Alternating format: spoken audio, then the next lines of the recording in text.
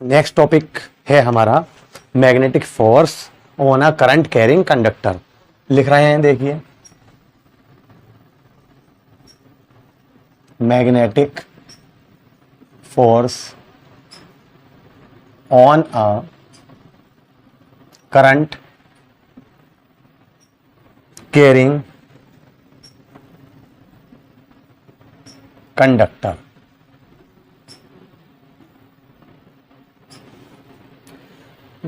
अब तक हमने मैग्नेटिक फोर्स पढ़ा था F बराबर क्यू वी बी। अगर एंगल दिया होगा तो F is equal to Q V B sine theta, याद है। हमने लॉरेंस फोर्स पढ़ चुके हैं, राइट। अब क्या है ये, कोई हमने करंट कैरिंग कंडक्टर है, वायर है, उसे कहाँ रख दिया, किसी मैग्नेटिक फील्ड में रख दिया है, तो उस पर जो फोर्स लगेगा अब हम वो कैलकुलेट कर रहे हैं।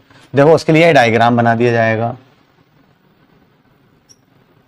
क्या है, मैग्नेटिक फील्ड। हमने यहां पर एक क्या रख दिया, करंट कैरिंग कंडक्टर, मतलब कोई वायर ले लिया ऐसा और इसमें करंट फ्लो करा दी आई, ऐसा। बताओ ठीक है। तो इस पे हमें क्या निकालना है, फोर्स निकालना है। हमने ऐसे करके रखा, मतलब एंगल थीटा एंगल बनाते हुए इसकी जो लेंथ है उसे एल ले लेंगे। लेंथ कितनी ले लेंगे, एल। और इस पर जो फोर्स लग रहा है ये हमें फाइंड आउट करना है, magnetic force on a current carrying conductor. और ये क्या लिया है हमने, पूरा ये मैग्नेटिक फील्ड। बताइए ठीक है। यही बात अब हम यहाँ पे लिखने जा रहे हैं। हमारे सब अपने नोट्स हैं भाई, मैं अपने पास से लिख रहा हूँ, और जो आपको आसान लगे और अपने लैंग्वेज में वो लिख सकते हो, बहुत ही सिंपल। ठीक है, लिख रहा हूं मैं। The rod be of a length L, uniform cross section area A, number density of charge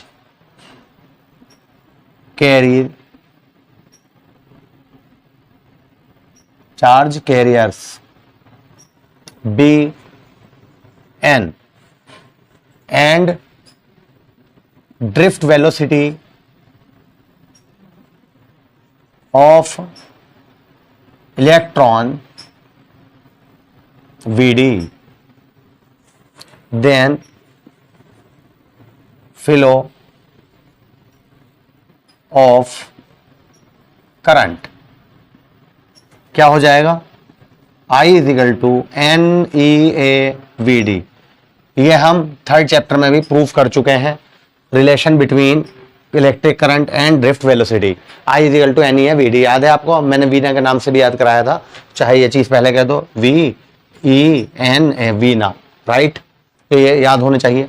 जब भी हम किसी भी कंडक्टर में करंट फ्लो कराते हैं तो वो किस पे डिपेंड करती है, I equal to N E है वी डी। क्लियर है। अब आप कहोगे सर हमें तो मैग्नेटिक फोर्स निकालना था, ये क्यों निकाल दिया, तो हमें इसकी जरूरत पड़ेगी। मैं बता दूं आपको, हम जो मैग्नेटिक फोर्स निकालेंगे वो ये होगा, F is equal to I B L sine theta. ये प्रूफ करने जा रहे हैं हम।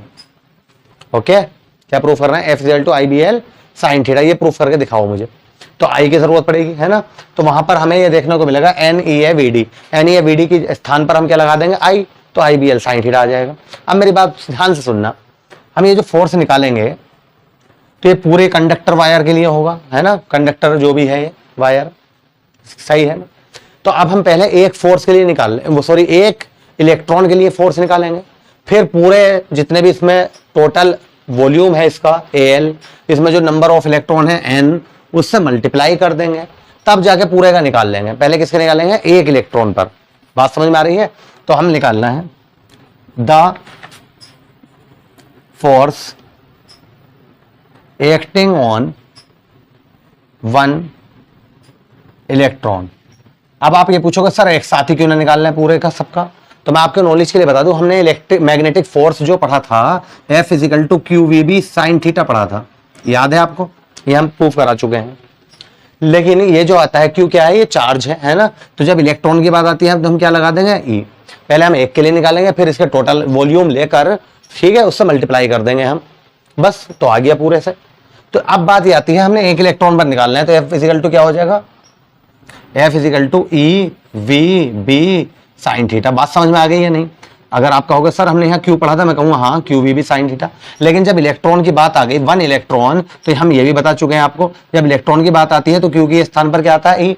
और आपको ये भी पता होना चाहिए, जब ड्रिफ्ट वेलोसिटी का नाम आता है, इलेक्ट्रॉन जिस एवरेज स्पीड से मूव करता है उसे क्या बोलते हैं, ड्रिफ्ट वेलोसिटी। तो इसे वी ना कहे, वीडी कह दो, फॉर्मूला वही है हमारा। ये बताओ बात समझ में आ रही है? दूसरी बात, अब आप अगर इसे एफ से लिखोगे तो जो मेन फोर्स आएगा पूरे कंडक्टर के लिए, तो उसे किससे लिखोगे ये बता दो मुझे। तो इसलिए जब एक इलेक्ट्रॉन के लिए नाम आता है तो हम इसे अपने पास से क्या कह देते हैं, एफ डैश। समझ तो रहे हो मैं क्या कहना चाह रहा हूं? एफ डैश क्यों कहा यहाँ पे, एक इलेक्ट्रॉन के लिए। एफ वन भी कह सकते हो, एफ वन या एफ डैश, एफ मत कहना। क्यों नहीं कहना? क्योंकि जब हम पूरे के लिए निकालेंगे तो ये नहीं तो अच्छा लगता है फॉर्मूला जब बनता है तो ऐसे तो बनेगा F equal to I B L sine theta. अगर मैं यहाँ पर इसे एफ कह दूं तो इसे फिर एफ डैश इसे कहना लगेगा, तो सही लग रहा है फॉर्मूला ऐसे बताना। समझ तो रहे हो मैं क्या कह रहा हूं? तो इसलिए हमने एक इलेक्ट्रॉन के लिए निकाला, ये आ गया। क्लियर है यहाँ तक? अब हमें किसके लिए निकालना है, पूरे। तो पूरे का वॉल्यूम क्या होगा बताओ? तो जब हमें एरिया पता है, हम यहाँ लिख चुके हैं एरिया ए, इसकी लेंथ के बारे में भी लिख चुके हैं हम, ठीक है, एल। तो एरिया और एल के अगर मैं मल्टीप्लाई कर दूं तो वॉल्यूम नहीं आएगा निकल के। समझ तो रहे हो? ठीक है, तो अब हम पहले वो सी के निकालेंगे। देखो क्या लिख रहा है हम, the number of free electron in the entire conductor. ठीक है, पूरे कंडक्टर में कितने होंगे नंबर ऑफ फ्री इलेक्ट्रॉन? तो आप क्या कहोगे, एन ए एल, जो उसका वॉल्यूम है उसमें जितने नंबर ऑफ इलेक्ट्रॉन है उससे मल्टीप्लाई कर दी, ये होंगे। अब हमें क्या निकालना था, हमें तो फोर्स निकालना है। तो the force acting on the entire current carrying conductor. तो क्या हो जाएगा भाई, फोर्स इजिकल टू हो जाएगा, फोर्स इजिकल टू हो जाएगा एक इलेक्ट्रॉन पर लगने वाला फोर्स इनटू इसका टोटल वॉल्यूम। तो एक इलेक्ट्रॉन पर लगने वाला फोर्स ये था, ये वैल्यू उठा के हम यहां पर लगा देंगे। इसे इक्वेशन कौन सी कह दीजिए, 2 कह दीजिए। तो F is equal to F dash की वैल्यू क्या है, E V D B sine theta into N A L. बताओ यहां तक बताइए, सही क्या करा हमने, एफ डैश की वैल्यू लगाई है यहाँ पर। अब मैं ये चाहता हूं कि I is equal to N A V D है, तो यहाँ पर मुझे सब कुछ दिखाई दे रहा है, N E A V D, इसे एक साथ लिख लें और बाकी चीजों को अलग। समझ रहा हो? देखो ऐसे करके यहीं करा देता हूं, ठीक है। तो क्या लिख रहे हैं हम इसे, और F is equal to N E A V D, इन्हें एक साथ क्या बचा हमारे पास, N E A V D. तो B बचा, L बचा, और क्या है, साइन थीटा। तो बी एल साइन थीटा। अगर आपने स्मॉल एल माना है, स्मॉल एल, तो स्मॉल लिख देना। स्मॉल माना है, कभी ये सोचोगे यार कैपिटल एल क्यों लिख रहा है, यहाँ पर स्मॉल लिखा है, तो स्मॉल एल लिख दीजिए, कोई परेशानी नहीं है, स्मॉल एल, ठीक है। यहां पर भी क्या आ जाएगा, स्मॉल। कैपिटल लिखना चाहो तो सब जगह कैपिटल ले लेना, तो यहां पर भी कैपिटल लेना, यहां पर भी और इनमें भी। क्लियर है? ये बताओ, अब मैं पूछूं ये किसके इक्वल है, तो आप क्या कहोगे, फ्रॉम इक्वेशन 1।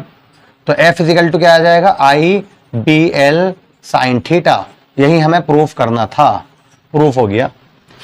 बताओ समझ में आया क्या करा हमने कोई कंडक्टर ले लिया जिसमें हमने आई करंट फ्लो कराई, तो I is equal to N E V D हम जानते हैं, बताइए।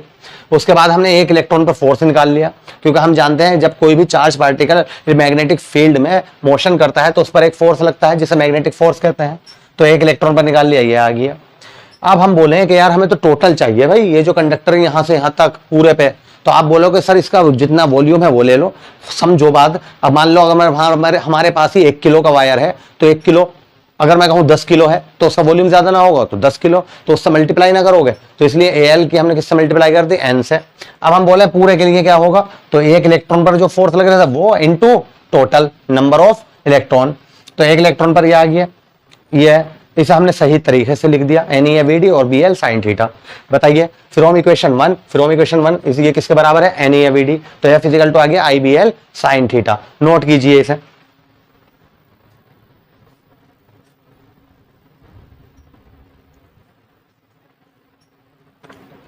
कर लिया।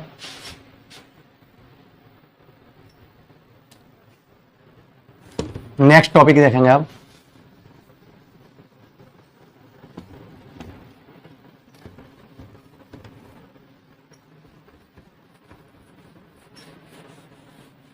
सारे फोर्स ये भी याद होने चाहिए, फॉर्मूले न्यूमेरिकल आते हैं इनके ऊपर भी, ठीक है। तो नेक्स्ट टॉपिक है हमारा, नंबरिंग करते रहना भाई, ठीक है, क्योंकि हमारा जो तीसरा पार्ट हुआ था उसमें हम नंबरिंग याद नहीं रही मुझे डालनी, ठीक है, तो अपने हिसाब से डाल लेना 1 2 3। जैसे आप मान लो ये अभी जो कराया है 8 हो तो क्या डाल लेना, 9 डाल लेना, ठीक है। तो ऐसा कह रहा हूं मैं, motion in a magnetic field, क्या है, motion in a magnetic field. अब सुनो भाई, इसमें जो हम पढ़ेंगे, इसमें पढ़ेंगे परपेंडिकुलर, मतलब मान लीजिए, पहले मैं बना ही देता हूं, वैसे पहले हमें मैग्नेटिक फील्ड बनानी चाहिए थी, ठीक है, ये बना दिया मैंने। मान लीजिए कोई चार्ज पार्टिकल है, वो मैग्नेटिक फील्ड है यहां पर, ये मान लो, ये क्या बना दिया हमने, मैग्नेटिक फील्ड।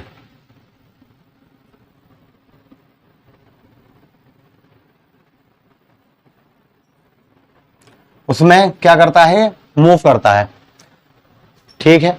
कैसे मूव करता है, परपेंडिकुलर, तो पता है उसका पाथ कैसा हो जाता है, सर्कुलर हो जाता है, ठीक है, सर्कल की तरह। ये इसकी वेलोसिटी है, ये इसकी वेलोसिटी है, और यहां पे ये वेलोसिटी आ गई। चाहे 2 3 भी बना सकते हो, 4 भी बना सकते हो, जैसे मैंने बनाया है ये। जैसे जब भी कोई चार्ज पार्टिकल मैग्नेटिक फील्ड में परपेंडिकुलर एंटर करता है, अभी तक हमने क्या लिया था, थीटा एंगल बनाते हुए, याद होगा आपको, F is equal to QVB sin theta, है ना। अब हमने परपेंडिकुलर भेज दिया बिल्कुल 90 का एंगल बनाते हुए। तो जब 90 डिग्री का एंगल बनाते हुए भेजते हैं तो क्या करता है, वो सर्कुलर पाथ पर मूव करने लगता है, और जैसी कोई चीज सर्कुलर पाथ पर मूव करती है तो उसके सेंटर की ओर क्या लगता है, एक सेंट्रीपिटल फोर्स। कहां की ओर, सेंटर की ओर क्या लगने लगता है, फोर्स लगने लगता है, जिसे हम क्या कहते हैं, सेंट्रीपिटल फोर्स। और इस फोर्स की खासियत आप जानते होंगे, अगर आपने 11वीं में पढ़ा हो तो। थोड़ी सी पहले मैं ये बात बता दूं, क्या कहा मैंने अभी, सेंट्रीपिटल फोर्स, ये कहां की ओर लगता है, हमेशा सेंटर की ओर। दूसरी खासियत ये होती है इसकी, इस फोर्स की, ये किसी ना किसी दूसरे फोर्स से मिलता है, ये अपने आप नहीं जनरेट होता। किससे होता है, दूसरे फोर्स से लेता है अपनी वैल्यू। मतलब अगर ना समझ में आया तो सुनो, मान लो आपकी कार या बाइक बिल्कुल स्ट्रेट रोड पर जा रही है, मान लो ये कार है, ठीक है, ये स्ट्रेट रोड पे जा रही है, तो इसके बीच रोड के, सड़क के और टायर के बीच कौन सा फोर्स लगता है, friction force, right, friction, very good. लेकिन यही कार जब यू टर्न लेती है, ऐसे मोड़ आ जाता है कहीं पर, ठीक है, यू टर्न ऐसे मुड़ती है, तो इसके बीच पता क्या होगा, एक फोर्स और कार्य करने लगेगा सेंटर की ओर, जिसे बोलेंगे हम सेंट्रीपिटल फोर्स। अब वो कहां से मिलेगा, फ्रिक्शन फोर्स है। अगर सड़क चिकनी होगी या फिर आपकी स्पीड ज्यादा होगी मोड़ पर, तो वो जितना फोर्स इसे चाहिए सेंट्रीपिटल फोर्स, वो नहीं मिल पाता है, जिसकी वजह से आपकी बाइक फिसल जाती है। आपने अक्सर देखा होगा जितने भी एक्सीडेंट होते हैं ना, मोड़ पर ज्यादा होते हैं। जो छिचोरे टाइप बच्चे, आपको, मैं आपको नहीं कह रहा, आप में से हो सकता है कि मैच्योर ही होंगे सब, ठीक है, अच्छी बाइक चलाते होंगे, जो वैसे ही होते हैं छिचोरे टाइप, नए नए सीखते हैं, ऐसे मान लो बाइक, तो मोड़ पर भी 70 80 90 पे ले जाते हैं। उन्होंने फिजिक्स जब क्या, या तो पढ़ना रखी होती है, अगर फिजिक्स पढ़ेंगे तो समझ जाएंगे, ठीक है। तो जैसी मोड़ पर मुड़ी हम वो, तो यहाँ पे क्या मिलेगा उन्हें, क्या चाहिए, सेंट्रीपिटल फोर्स, और ये किससे मिलेगा, फ्रिक्शन से। मान लो जब वो सीधे जा रहे थे स्ट्रेट रोड पर, तो मान लीजिए फ्रिक्शन कितना लग रहा था, मान लीजिए 10 न्यूटन, राइट। अब जब मोड़ आया तो यहां पर जो फ्रिक्शन सेंट्रीपिटल फोर्स चाहिए, अगर स्पीड तेज है, सड़क चिकनी है, तो मान लीजिए 12 न्यूटन। तो ये 10 फ्रिक्शन 10 न्यूटन 12 दे देगा, नहीं देगा, जितना इसके पास है इतना ही तो दे सकता है। तो उस केस में क्या होगी, आपकी बाइक या कार क्या होगी, स्लिप हो जाती है। बात समझ में आ गई अब। तो सेंट्रीपिटल फोर्स किससे लेता है, यहाँ पे फ्रिक्शन से। अब आप कहोगे सर यहाँ पे किससे मिलेगा इसे, सेंट्रीपिटल फोर्स, ये जो हमने लिखा है। और ये सेंट्रीपिटल फोर्स होता है, एफ इसकी वैल्यू होती है, F is equal to mv²/r। R क्या है यहाँ पर, रेडियस, क्योंकि जब भी टर्न लिया जाता है यहाँ पे देखो, तो यहाँ पे क्या आ गई, कुछ ना कुछ रेडियस आ जाती है, सर्कुलर पाथ बन जाता है, ठीक। तो F बराबर mv square upon R. v क्या होती है इसकी स्पीड। देखो खुद ही सोचो, फोर्स उतना ही ज्यादा चाहिए जितनी स्पीड तुम ज्यादा लेके जाओगे। मान लो 25 की स्पीड है तो 25 का स्क्वायर करना, 25 का स्क्वायर करना, 625 हो गया। कहां 25 था। तो इसलिए स्पीड क्या करनी चाहिए हमें मोड़ पर हल्की रखनी चाहिए। जितनी ज्यादा रखोगे तो उतनी फोर्स की ज्यादा रिक्वायरमेंट होगी और फ्रिक्शन फोर्स इतना दे नहीं पाएगा, तो उस केस में क्या होगा, आपकी बाइक या कार स्लिप हो जाएगी। क्लियर होगी बात। फोर्स का फॉर्मूला क्या होता है इसका, F is equal to mv square upon R. m क्या है, मास है बॉडी का, v स्पीड है और r क्या है, रेडियस है। क्लियर है बातें। अब आप कहोगे चलो यहां तो समझ में आ गया कि रोड से मिल गई, सड़क से मिल गया, उसे फ्रिक्शन फोर्स है, सेंटीपिटल फोर्स मिल गया, राइट। यहां पे किससे मिलेगा, तो मैं तुमसे कहूंगा यार जब चार्ज पार्टिकल मैग्नेटिक फील्ड में एंटर करता है तो वहां पे कौन सा फोर्स है, मैग्नेटिक फोर्स। तो मैग्नेटिक फोर्स इसे F क्या कर देगा, F मतलब सेंटीपिटल फोर्स को दे देगा, वही होगा हमारा सेंटीपिटल फोर्स। देखो अभी समझ में आ जाएगा। बता यहां तक समझ में आ गई बात। थोड़ी सी थ्योरी लिख रहे हैं। Man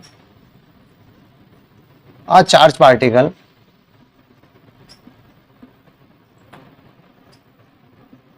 enters perpendicular to the direction of a uniform magnetic field। ठीक है, तो क्या होगा भाई, centripetal force F is equal to क्या होगा, mv square upon R. And magnetic force क्या पढ़ा हमने, F इजिकल टू qvb। तो यही फोर्स क्या बन जाएगा, सेंट्रीपिटल फोर्स। जितनी उसे जरूरत है वो दे देगा आराम से। ठीक है, नाउ ऑन इक्वेटिंग, ठीक है, इक्वल कर दो। तो QVB यहां ले जाइए, QVB equal to mv square upon R. v से स्क्वायर कैंसिल, r को इधर ले जाइए, तो mv अपॉन QV। ये आपको याद होना चाहिए, बहुत इंपॉर्टेंट है। न्यूमेरिकल आ जाते हैं इसमें और वैसे ही प्रूफ करने को भी आ सकता है। ठीक है, R equal to mv upon QV। अगर वो जब हम न्यूमेरिकल कराएंगे इलेक्ट्रॉन की बात करेगा तो क्या करेंगे हम, Q के जगह पर क्या लगा देंगे, E लगाएंगे। नोट कीजिए, समझ में आ गया होगा, नोट कीजिए।